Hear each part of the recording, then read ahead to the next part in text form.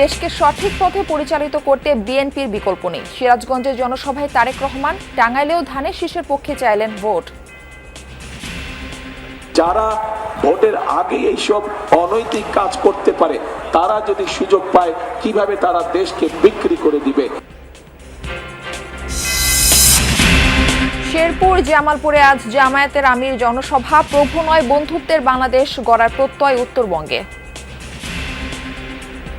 আমরা দলীয় কোনো শাসন এই দেশে দেখতে চাচ্ছি না। আমরা জামাতে ইসলামীর বিজয় চাচ্ছি না। আমরা 18 কোটি মানুষের বিজয় চাচ্ছি। প্রতিশ্রুতির ফুলঝুরি নয়, বাসযোগ্য ঢাকা চান নগরবাসী। পরিকল্পনা আছে দাবি বিএনপি, জামায়াত সহ রাজনৈতিক দলগুলোর। স্যাটেলাইট শহরের মতো পরিণত করা, যেখানে একটা শহরে সব সুযোগ সুবিধাগুলো পাওয়া যায়, যাতে মানুষকে ঢাকামুখী হতে না হয়। নির্বাচিত হতে পারি এই সমস্যাগুলোকে 17 বছর যেটা হয় নাই 17 দিনে পারবো না, তবে 17 মাসের মধ্যে শেষ করতে পারবো ইনশাআল্লাহ। শুরু হলো ভাষার মাস ফেব্রুয়ারি। গৌরবের মাসে সাংস্কৃতিক সীমাবদ্ধতা থেকে ঘটবে উত্তরণ, প্রত্যাশা তারুণ্যের।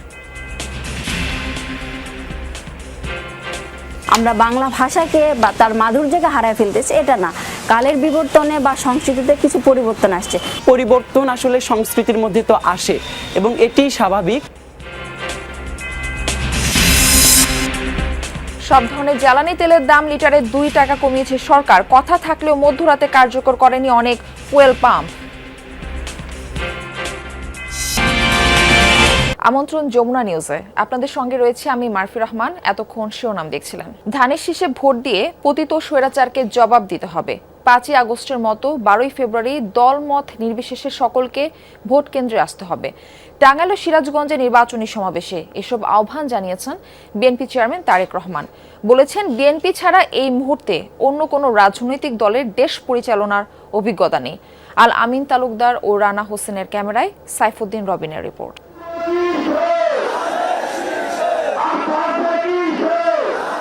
নির্বাচনী প্রচার শুরুর পর থেকে ধানের শীষের পক্ষে ভোট চেয়ে বিরামহীন ছুটছেন বিএনপি চেয়ারম্যান তারেক রহমান। দেশের উত্তরাঞ্চলে টানা 3 দিনের নির্বাচনী সমাবেশের সবশেষটি অনুষ্ঠিত হয় ঢাকা টাঙ্গাইল মহাসড়কের ঘারিন্দা বাইপাসে। যেখানে বক্তব্যে বিএনপি চেয়ারম্যান বলেন, জুলাই অভ্যুত্থানের মধ্য দিয়ে যে পরিবর্তন হয়েছে তা শুধু রাজনৈতিক পরিবর্তন নয়। 12ই ফেব্রুয়ারি হলো মানুষের ভাগ্য পরিবর্তনের নির্বাচন। ভোটের অধিকার গত 16 বছর যাবৎ কেড়ে নেওয়া হয়েছিল। কথা বলার অধিকার কেড়ে নেওয়া হয়েছিল। অর্থনৈতিক স্বাধীনতার অধিকার কেড়ে নেওয়া হয়েছিল। সেই অধিকারকে বাস্তবে রূপ দেওয়ার জন্য ওই মানুষগুলো তাদের জীবনকে উৎসর্গ করেছিল। প্রিয় ভাই বোনেরা, 12 তারিখ সেই দিন হাজির হয়েছে এবং 12 তারিখে আপনারা বাংলাদেশের মানুষের ভাগ্যের পরিবর্তন করতে পারেন সঠিক ব্যক্তির পক্ষে রায় প্রদানের মাধ্যমে। একটি রাজনৈতিক দলের কথা উল্লেখ করে তারেক রহমান বলেন, ক্ষমতায় গেলে তারা দেশ বিক্রি করে দিবে। যারা মা বোন আছে তাদেরকে গিয়ে বিভিন্ন ভাবে তাদের ওই এনআইডি নাম্বার নেওয়ার চেষ্টা করছে, তাদের বিকাশ নাম্বার নেওয়ার চেষ্টা করছে। এরকম যদি কোনো ঘটনা হয়ে থাকে সেই ব্যাপারে মা বোনদেরকে আপনারা সতর্ক করবেন, আপনারা মুরব্বীদেরকে সতর্ক করবেন যে যারা ভোটের আগে এইসব অনৈতিক কাজ করতে পারে তারা যদি সুযোগ পায় কিভাবে তারা দেশকে বিক্রি করে দিবে। এর আগে বগুড়া থেকে রওনা দিয়ে দুপুরে সিরাজগঞ্জের বেসিক শিল্প পার্কের নির্বাচনী সমাবেশে যোগ দেন বিএনপি চেয়ারম্যান। 12ই ফেব্রুয়ারি ধানের শীষকে জয়ী করে পতিত স্বৈরাচারদের জবাব দেওয়ার আহ্বান জানান তিনি। 12 তারিখে যদি আপনারা জবাব দিতে পারেন ধানের শীষে সিল মানার মাধ্যমে, তাহলে সেই স্বৈরাচাররা যারা আপনার অধিকার কেড়ে নিয়েছিল তারা তাদের জবাব পাবে। বিএনপি ছাড়া এই মুহূর্তে বাংলাদেশকে সঠিকভাবে পরিচালনা করতে পারে অভিজ্ঞতা সম্পন্ন এরকম কোন রাজনৈতিক দল নেই। টাঙ্গাইলকে যেমন পর্যায়ক্রমে শিল্পের শহরে পরিণত করার ঘোষণা দেন, তেমনি সিরাজগঞ্জে গোটা উত্তরাঞ্চলে কৃষি নির্ভর শিল্প গড়ে তোলার প্রতিশ্রুতিও দেন তারেক রহমান। উন্নয়ন সবকিছুর দেখভাল করা।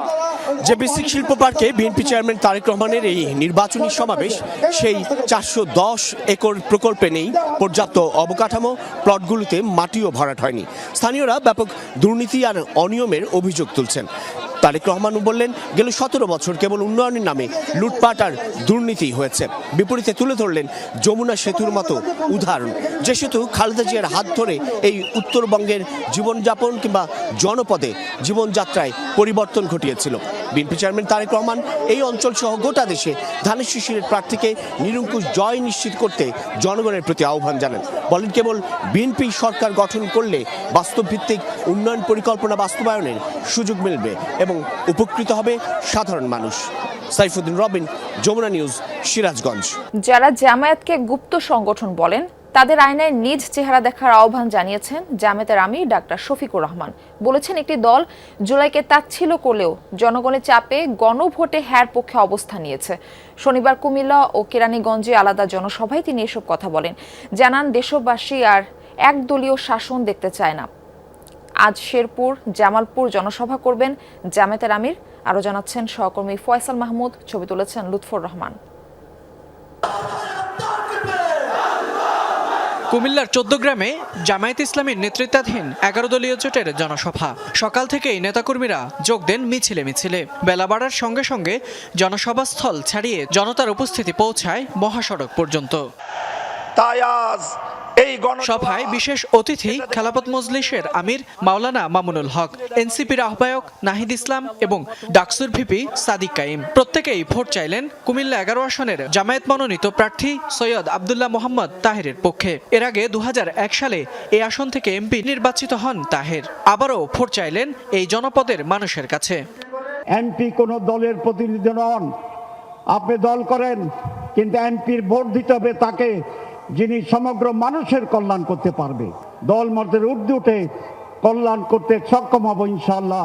বাংলাদেশে সরকারকে ক্ষমতায় আসবে, সরকারকে গঠন করবে, তা নির্ধারণ করবে একমাত্র বাংলাদেশের জনগণ। জনসভায় জামায়াতের আমির বলেন, আর কোনো আধিপত্যবাদী গোষ্ঠীকে দেখতে চায় না এদেশের মানুষ। আমরা দলীয় কোনো শাসন এই দেশে দেখতে চাচ্ছি না। আমরা জামাতে ইসলামীর বিজয় চাচ্ছি না। আমরা 18 কোটি মানুষের বিজয় চাচ্ছি। 18 কোটি মানুষের বিজয়ী হবে আমাদের 11 দলের সবার বিজয়। পরে কুমিল্লার নিমসার ও দাউদকান্দিতে জনসভায় যোগ দেন জামায়াতের আমির। প্রতিশ্রুতি দেন নির্বাচনে জয়ী হলে ন্যায় ও ইনসাফের বাংলাদেশ গড়ার পাশাপাশি নারীদের মর্যাদা ও নিরাপত্তা নিশ্চিত করার। আমাদের মাদের গায়ে হাত দিবেন আর আমরা বসে বসে গালে হাত দিয়ে খতমে খাজে গান করবো, এটা চিন্তা করবেন না। আমাদের দায়িত্ব তখন পালন করা আমাদের জন্য ওয়াজিব হয়ে যাবে, বাধ্য করবেন না আমাদের। ঢাকায় ফেরার পথে জামায়াতের আমির যোগ দেন কেরানীগঞ্জের জনসভায়। এ সময় যারা অন্যকে গুপ্ত বলেন তাদের আয়নায় নিজের চেহারা দেখার আহ্বান জানান ডাক্তার শফিকুর রহমান। অনেকে গুপ্ত সুপ্ত আরো কত কিছু বলে রে ভাই, এগুলার কোনো সীমানা নাই। নিজেই যারা গুপ্ত হয়ে উদাও হয়ে গিয়েছিল বছরের বছর, যারা মজলুমদেরকে বলে এরা নাকি গুপ্ত আর সুপ্ত। ভাই একটু নিজের দিকে সবাই তাকায়, এটাই ভালো হবে। বলেন একটি দল জুলাইকে তুচ্ছ তাচ্ছিল্য করলেও জনগণের চাপে হাঁ ভোটের পক্ষ নিয়েছে। আরো জুড়ে 12 তারিখ কুমিল্লার 14 গ্রাম থেকে দাউদকান্দি হয়ে ঢাকায় সব জায়গায় পরিবর্তনের বার্তা দিলেন জামায়াতের আমির ডাক্তার শফিকুর রহমান। আর সেই পরিবর্তনের যাত্রায় অংশী হতে কর্মী, সমর্থক ও সাধারণ মানুষ সবাইকেই দাড়িপাল্লা ও হায়ের পক্ষে ভোট দেওয়ার আহ্বান জানালেন তিনি।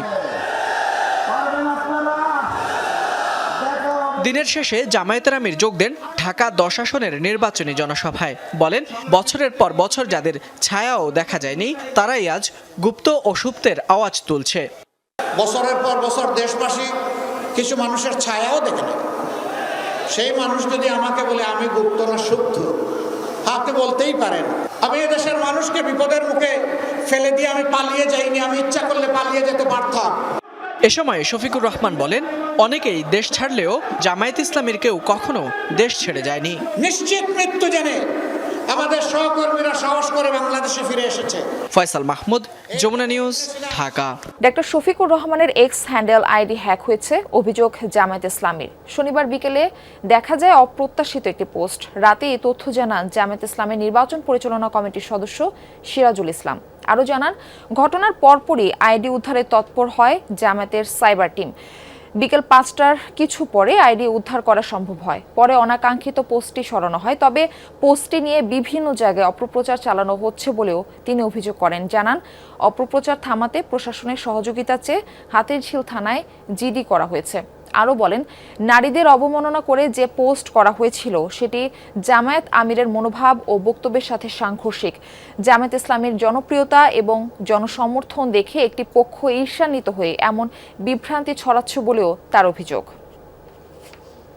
জামাত ইসলামের সম্মানিত আমির ডাক্তার শফিকুর রহমান এর অফিসিয়াল যে টুইটার অ্যাকাউন্ট তথা এক্স হ্যান্ডেল রয়েছে, গতকাল বিকেল আনুমানিক 4টার পরপর 4:30টার দিকে একটা অনাকাঙ্ক্ষিত পোস্ট সেখানে হয়। সারা দেশের মানুষেরা যেভাবে করে জামাত ইসলামের প্রতি তাদের সমর্থন ব্যক্ত করছে, যে জনস্রোত তৈরি হয়েছে, পুরুষ নারী নির্বিশেষে সবাই যেভাবে করে জামাত ইসলামীকে সমর্থন দিচ্ছে, সেই জিনিসটার প্রতি ঈর্ষান্বিত হয়ে কোনো মহল হয়তোবা এই কার্যক্রমটি পরিচালনা করে থাকতে পারে।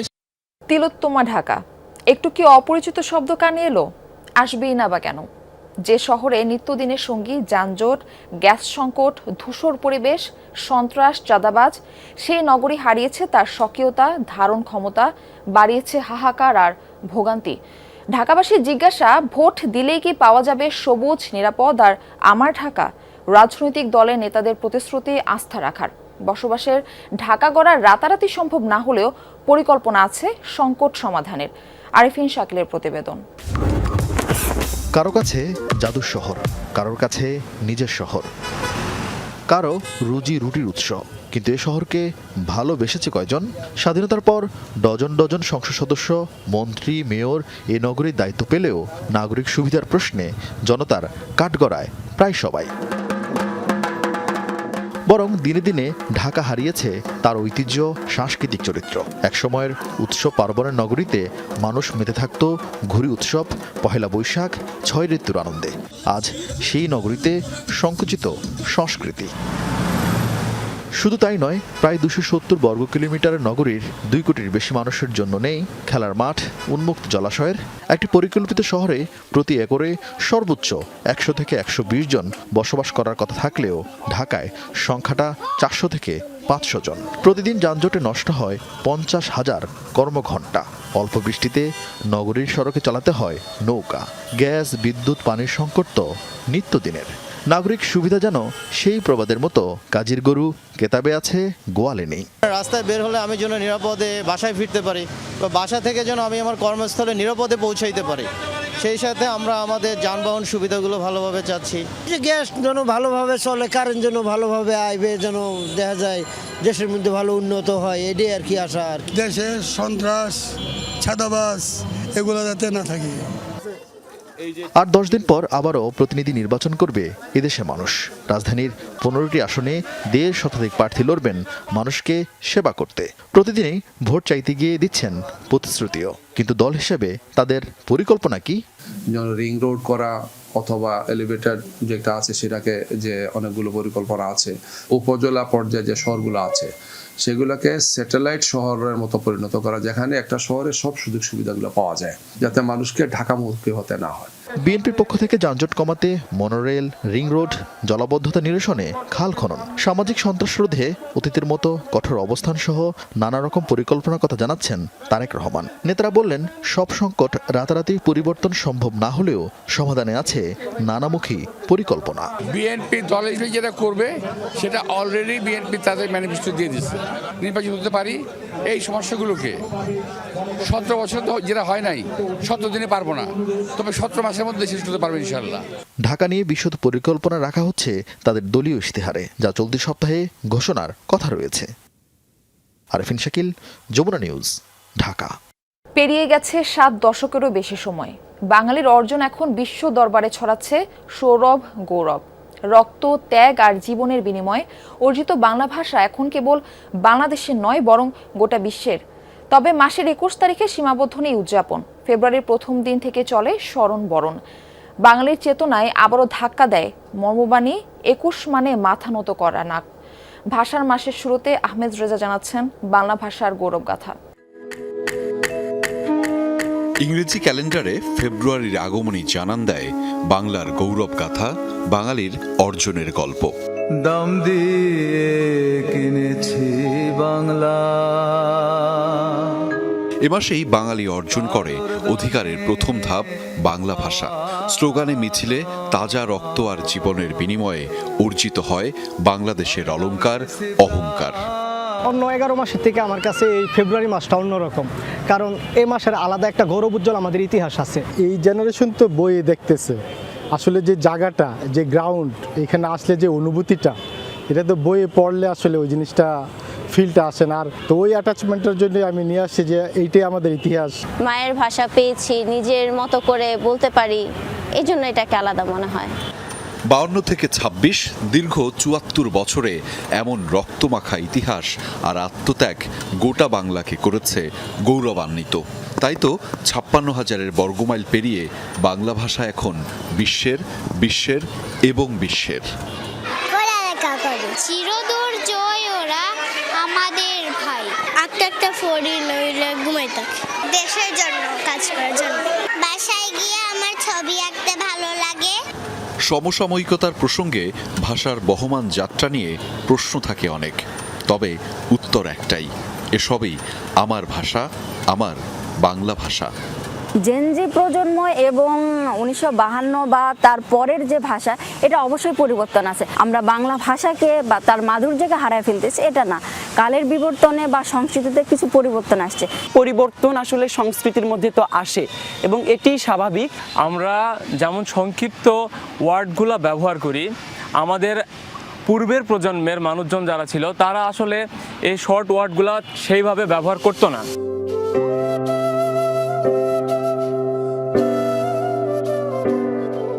সময় অতিবাহিত হয়, গৌরবের ব্যাপ্তি প্রসার বাড়তে থাকে ক্রমান্বয়ে, যেন হাজার বছর ধরে চলে গৌরবের রিলে রেস। চূড়ান্ত ধাপে জিতে যায় দেশ, মানুষ আর আমাদের বাংলা ভাষা।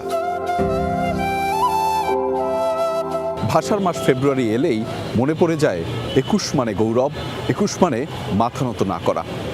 এবং এবারের ভাষার মাসে সেই গৌরব আরও একবার প্রজ্বলিত হবে এমন প্রত্যাশা আছে সাধারণের। বিশেষ করে এ মাসেই অনুষ্ঠিত হতে যাচ্ছে বাংলাদেশের জাতীয় নির্বাচন, যে নির্বাচনে রাজনৈতিক দলগুলোর জয় পরাজয় থাকলেও জিতে যাবে বাংলাদেশ, এমন প্রত্যাশা আছে সকলের। আহমেদ রেজা, যমুনা নিউজ, ঢাকা। দেশের বাজারে আবারও কমল জ্বালানি তেলের দাম। গত মাসে প্রতি লিটারে 2 টাকা দাম কমানো হয়েছিল, ফেব্রুয়ারির প্রথম দিনে আরও 2 টাকা কমানো হলো। রোববার থেকে নতুন দামে বিক্রি করা হবে পেট্রোল, অকটেন, ডিজেল ও কেরোসিন। শনিবার রাতে বিদ্যুৎ, জ্বালানি ও খনিজ সম্পদ মন্ত্রণালয়ে জারি করা প্রজ্ঞাপনে এই কথা বলা হয়। প্রজ্ঞাপন অনুযায়ী প্রতি লিটার ডিজেলের দাম 102 টাকা থেকে কমিয়ে 100 টাকা করা হয়েছে। কেরোসিনের দাম 114 টাকা থেকে কমিয়ে 112 টাকা, পেট্রোলের দাম প্রতি লিটার 118 টাকা থেকে কমিয়ে 116, আর অকটেনের দাম 122 টাকা থেকে কমিয়ে 120 টাকা করা হয়েছে। 2 টাকা আজকে কমছে, কালকে আবার 4 টাকা বেড়ে যাব, এটাই বাংলাদেশের নিয়ম। এর আগে 2 টাকা কমাইছিল, কমাই আবার মনে করেন 4 টাকা বাড়াইছিল, এখন আবার 2 টাকা কমাইছে, দেখে কমানোর লাভটা কি? যেটা কমাইবে একবারে ফিক্সড থাকবে। ঘোষণা অনুযায়ী আমরা 2 টাকা করে কম, অকটেনে 2 টাকা কম এবং ডিজেলে 2 টাকা করে কম বিক্রি করছি। নতুন দাম কার্যকর করা হলো কিনা সে বিষয়ে বিস্তারিত জানাবেন আমাদের সহকর্মী রেদওয়ান আহমেদ। তিনি রয়েছেন খিলক্ষেত এলাকায়, আমরা যাচ্ছি তার কাছে। রেদওয়ান, জ্বালানি তেলের নতুন দাম কি কার্যকর করা হলো, কি বলছেন সংশ্লিষ্টরা? মারফি, মূলত গতকাল রাত 12টা 1 মিনিটের পর থেকেই কিন্তু এই নতুন দামটি কার্যকর করা হয়েছে। প্রতিটি পাম্পেই যে নতুন মূল্য তালিকা সেটি কিন্তু এরই মধ্যে ঝুলিয়ে দেওয়া হয়েছে। অকটেনের দাম গত কাল পর্যন্ত ছিল 122 টাকা, অর্থাৎ প্রতি লিটারে কিন্তু এরই মধ্যে 2 টাকা করে কমানো হয়েছে অকটেনের দাম। সেই সাথে সাথে পেট্রোল, ডিজেল, কেরোসিন প্রতিটিতেই কিন্তু 2 টাকা করে কমানো হয়েছে।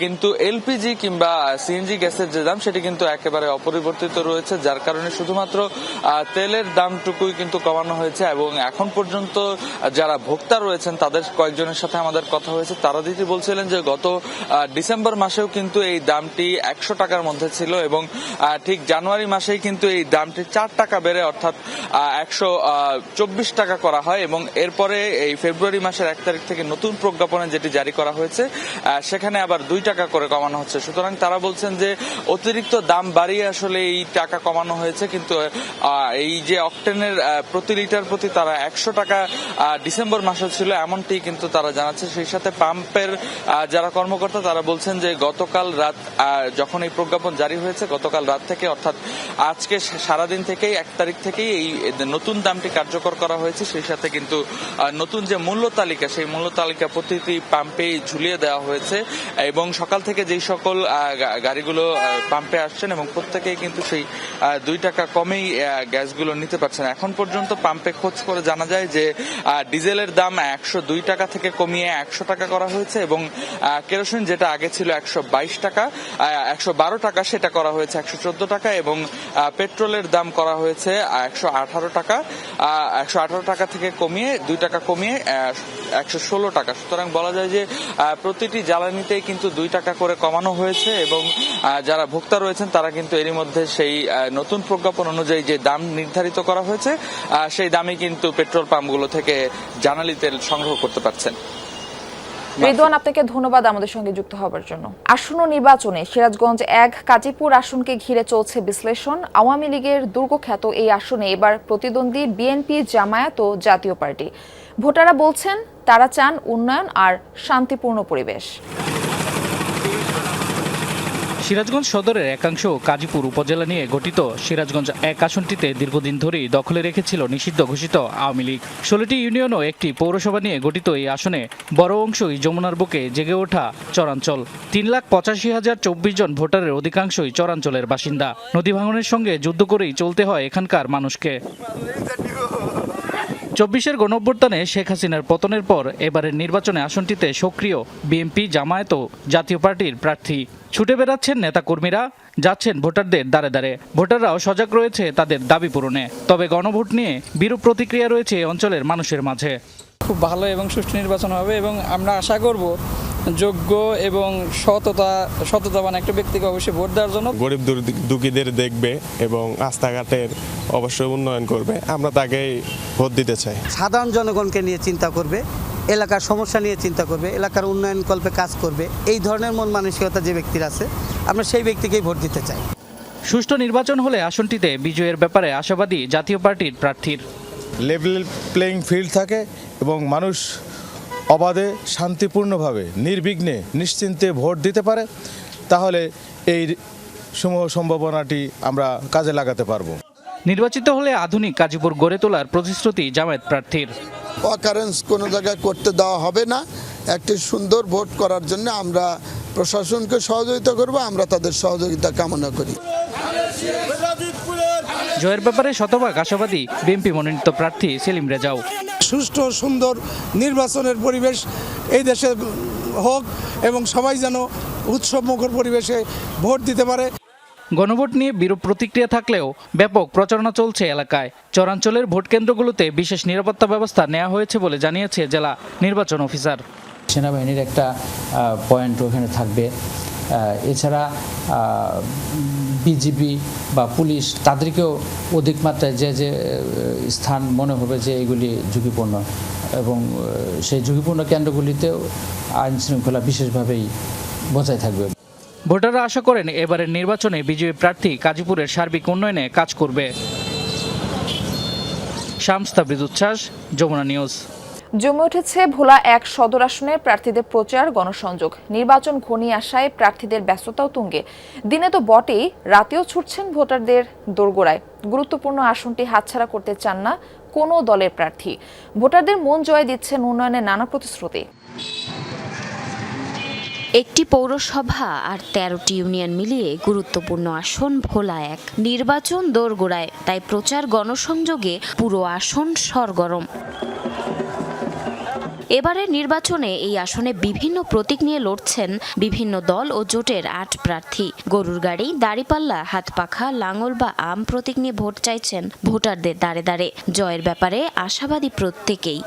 আমি যদি সেই সুযোগ পাই, সেই চাঁদাবাজি, সন্ত্রাস এগুলি করার কোনো সুযোগ ইনশাল্লাহ থাকবে না। সো সেটা একটা বড় ব্যাপার এবং উন্নয়নগুলি তো আসলে সময়ের ব্যাপার, বাট আমরা সবার সাথে কথা বলে সেগুলি কীভাবে বাস্তবে রূপ দেওয়া যায় সেই ব্যাপারে কাজ করবো ইনশাল্লাহ। আমাদের নেতা কর্মীরা অত্যন্ত পরিশ্রম করে রাত দিন খেটে ভোটারদের দ্বার প্রান্তে দ্বার গোড়ায় পৌঁছে গেছে এবং বিপুল পরিমাণে ইনশাল্লাহ আমরা সাড়া পাচ্ছি। বিজয়ের ব্যাপারে ইনশাল্লাহ আমরা আশাবাদী। ইনশাল্লাহ আমি যদি ভোলা 1 আসনে বিজয়ী হই তাহলে এই দ্বীপ জেলা ভোলাবাসীর যে চাহিদা, ভোলা বরিশাল সেতু বাস্তবায়ন, এটা ইনশাল্লাহ আমি সংসদে উত্থাপন করব। এবারে নির্বাচনে ইনশাল্লাহ যদি আমাকে তারা ভোট দিয়ে জয়যুক্ত করে আমি এমপি হওয়া, এই ভোলার সাধারণ জনগণ সকল শ্রেণী পেশার মানুষ এমপি হবে। অবশ্য ভোটাররা প্রতিশ্রুতির ফুলঝুরিতে ভুলছেন না। ভোলা বরিশাল সেতু নির্মাণ, নদী ভাঙন রোধ, মেডিকেল কলেজ এবং চাঁদাবাজি মাদকমুক্ত পরিবেশের মতো দাবিগুলোকে দিচ্ছেন অগ্রাধিকার। একই সাথে চান শান্তিপূর্ণ ও সুষ্ঠু ভোটের নিশ্চয়তা। ভোলা বরিশাল সেতু নাই, ভোলা মেডিকেল কলেজ নাই, আমরা স্বাস্থ্যের চিকিৎসার জন্য ভোলার বাইরে যাওয়া লাগে। আমি চাচ্ছি যে ভোলাতে একটা কিছু শিল্প কলকারখানা হোক, যেখানে আমাদের মতো স্টুডেন্টরা কাজ করতে পারবে এবং চাকরি করতে পারবে। আমরা নির্বাচনে এমন একজন প্রার্থীকে বিজয় করতে যাই যিনি শুধু ভোলায় নাই, পার্লামেন্টে ভূমিকা রেখে ভোলাবাসীর জন্য, যেন ভোলাবাসীর আকাঙ্ক্ষা পূরণ করার জন্য যা যা করণীয় দরকার সেজন্য মানুষ করতে পারে। নিরাপদ ও সুষ্ঠু ভোট আয়োজনে সব প্রস্তুতির কথা জানিয়েছে প্রশাসন। ঝুঁকিপূর্ণ কেন্দ্রগুলোয় থাকবে বাড়তি নজরদারিও। আমাদের সকল ধরনের প্রস্তুতি সম্পন্ন হয়েছে ইতিমধ্যে। আমাদের সবগুলি আসনের জন্য উপজেলা ভিত্তিক আমাদের 2 জন করে নির্বাহী ম্যাজিস্ট্রেট নিয়োগ করা হয়েছে। পাশাপাশি পুলিশ সুপারের কার্যালয় থেকে তাদের যে প্ল্যানটি আছে সেটিও করা হয়েছে। ভোলা 1 আসনে মোট ভোটার 4,06,567 জন। কেন্দ্রের সংখ্যা 114টি। জারিন অর্নি, যমুনা নিউজ। জামালপুরে 5টি আসনেই প্রার্থীরা নির্বাচনে অংশ নিয়েছেন ধার ও দানের টাকায়। এর আগের প্রতিবেদনে জামালপুর 1, 2 ও 3 আসনের প্রার্থীদের নির্বাচনী ব্যয়ের হিসাব দেখছিলাম আমরা। এবার 4 ও 5 আসনের প্রার্থীদের ব্যয়ের হিসাব উঠে এসেছে বিশ্লেষণে। নির্বাচনী ব্যয়ের খাতে শুভঙ্করের ফাঁকি রয়েছে মনে করছেন সচেতনরা। আরও জানাচ্ছেন সহকর্মী সাগর ফরাজি। জেলার 5টি আসনেই বিএনপির 5 প্রার্থীর 4 জনই নিজের টাকায় নির্বাচন করছেন, 1 জন করছেন দানের টাকায়, আর জামায়াতের 5 প্রার্থী নির্বাচন করছেন ধারের টাকায়। গণ অধিকার পরিষদ, ইসলামী আন্দোলন বাংলাদেশ ও স্বতন্ত্র সহ সব দলের প্রার্থীরাও ধার ও দানের টাকায় করছেন ত্রয়োদশ জাতীয় সংসদ নির্বাচন। জামালপুর 4 সরিষাবাড়ি আসনে বিএনপির প্রার্থী ফরিদুল কবির তালুকদার নিজের টাকায় নির্বাচন করছেন। নিজের স্ত্রীর ভাই এবং কর্মীদের কাছে ধার এবং দানের টাকায় নির্বাচন করবেন জামায়াত প্রার্থী আব্দুল আওয়াল। গণ অধিকার পরিষদের প্রার্থী ইকবাল হোসেন নির্বাচনের আয় ব্যয়ের হিসাব দেননি। বাকি 3 প্রার্থীর চিত্র একই।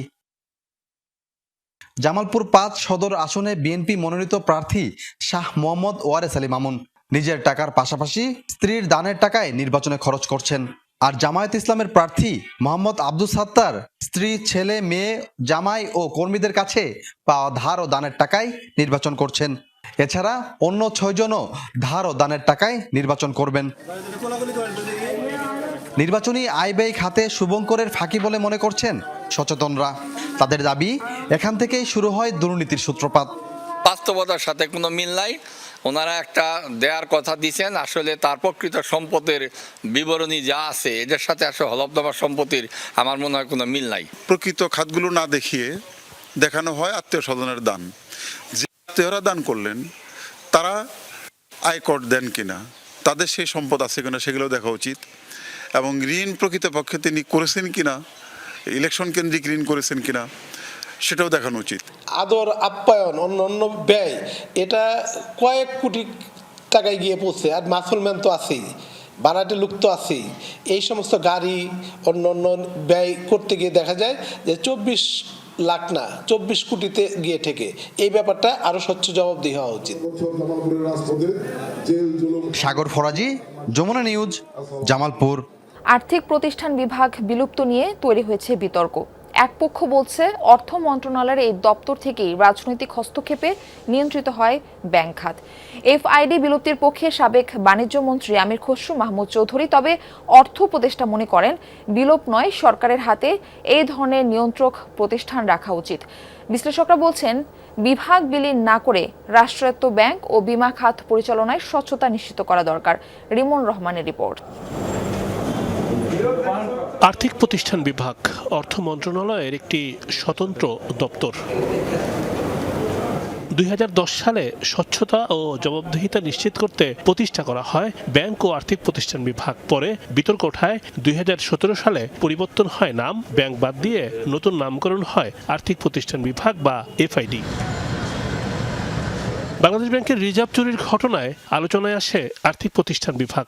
তখন ওএসডি হন এই বিভাগের সচিব ডক্টর এম আসলাম আলম। কেন্দ্রীয় ব্যাংকের তৎকালীন গভর্নর জানান, রিজার্ভ চুরির পর সচিবকে তা অবহিত করা হয়, কিন্তু সাবেক অর্থমন্ত্রী আবুল মাল আব্দুল মুহিত বলেছিলেন তিনি এই ঘটনা জানতেন না। দীর্ঘ সময় ধরে আর্থিক প্রতিষ্ঠান বিভাগ থেকে নিয়ন্ত্রণ হয় ব্যাংক খাত। রাষ্ট্রায়ত্ত এবং বেসরকারি ব্যাংকের ঋণ বিতরণ, চেয়ারম্যান ও এমডি নিয়োগ সহ নানা ক্ষেত্রে করা হয় হস্তক্ষেপ।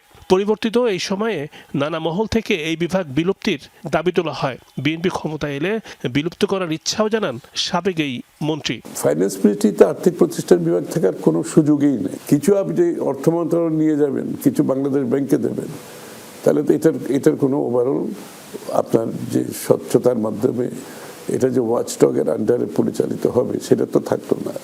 সুতরাং আমরা সরাসরি এটাকে বাদ দিয়ে অর্থ মন্ত্রণালয় থেকে আমরা এটা বাংলাদেশ ব্যাংকে দিয়ে দেব। তবে বাংলাদেশ ব্যাংক থাকা সত্ত্বেও সরকারের হস্তক্ষেপের জন্য পৃথক বিভাগ রাখার পক্ষে অর্থ উপদেষ্টা। এফআইডি বিলুপ্ত চান না এই নীতি নির্ধারক। একটা সভারেন একটা যদি পাওয়ার না থাকে, and which is represented with the finance division, FID division, ERD division, ওরা একেবারে নাই, সবাই প্রাইভেট করে দিলেন, সেটাতে আপনার আলটিমেটলি জবাবদিহি কাকে করবেন? জানান, বিশ্বের অনেক দেশেই আছে নিয়ন্ত্রণমূলক সরকারের এমন বিভাগ।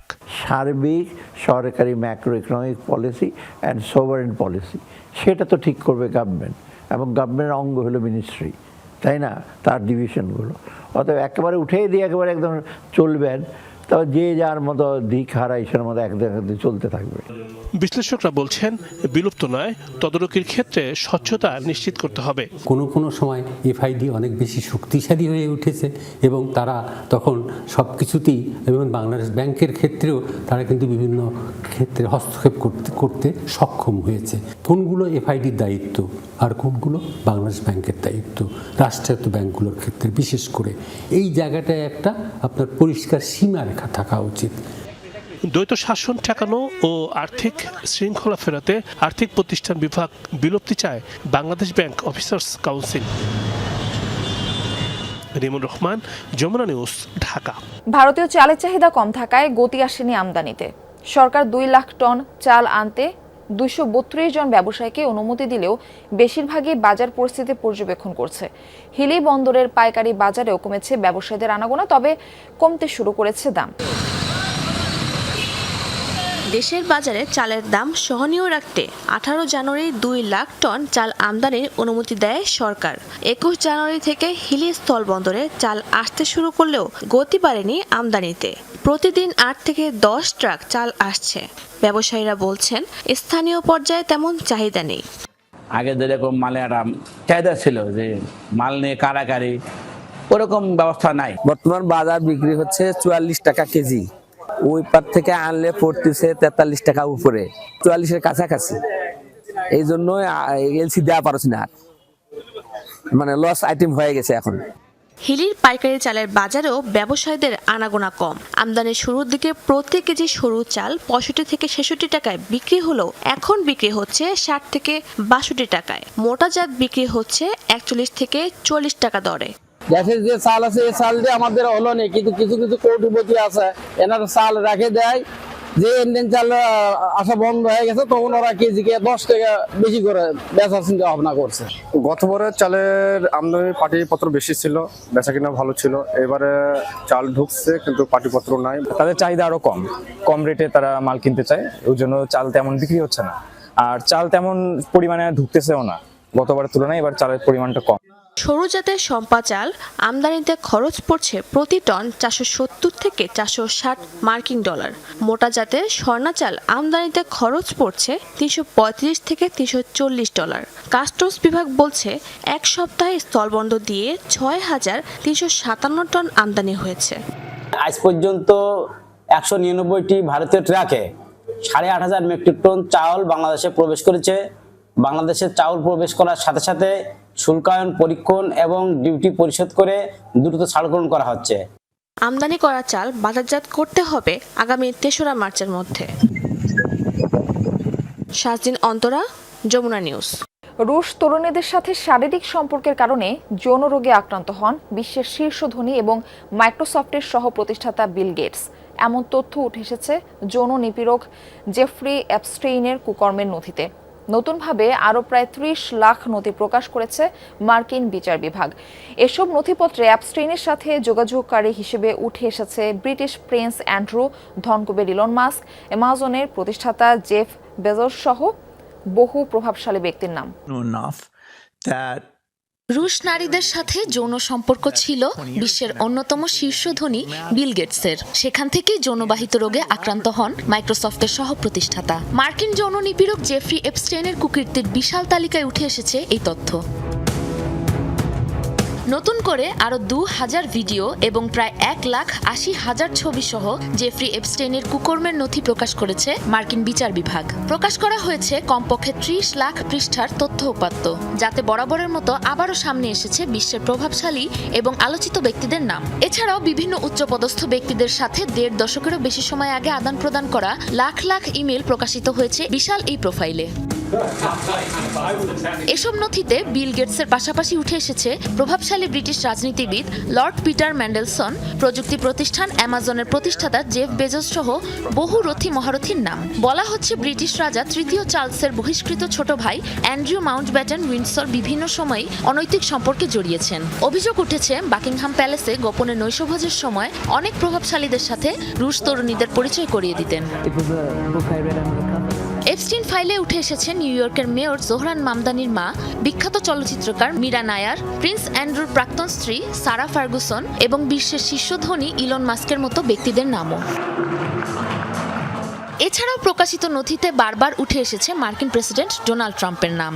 বরাবরের মতোই নিজের পুরনো বন্ধুর কুকর্মের সাথে কোনো রকম সম্পৃক্ততা থাকার অভিযোগ অস্বীকার করছেন মার্কিন প্রেসিডেন্ট। জেফ্রি এপস্টেইনের সাথে সম্পৃক্ততা থাকার অভিযোগ তীব্রভাবে অস্বীকার করেছেন ইলন মাস্ক, বিল গেটস সহ বহু প্রভাবশালীরাও। নির্ধারিত সময়ের ৬ সপ্তাহ পরে ইমেলের এই নথি প্রকাশ করেছে মার্কিন বিচার বিভাগ। পর্যাপ্ত যাচাই বাছাই করে এসব নথি প্রকাশ করা হয়েছে বলে জানানো হলেও এখনও প্রায় ২৫ লাখ পৃষ্ঠার নথি আটকে রেখেছে বিচার বিভাগ, এমন দাবি ডেমোক্রেটদের। সাবরিনা নুসরাত, যমুনা নিউজ। এই ছিল যমুনা নিউজে। এতক্ষণ সাথে থাকার জন্য ধন্যবাদ সবাইকে।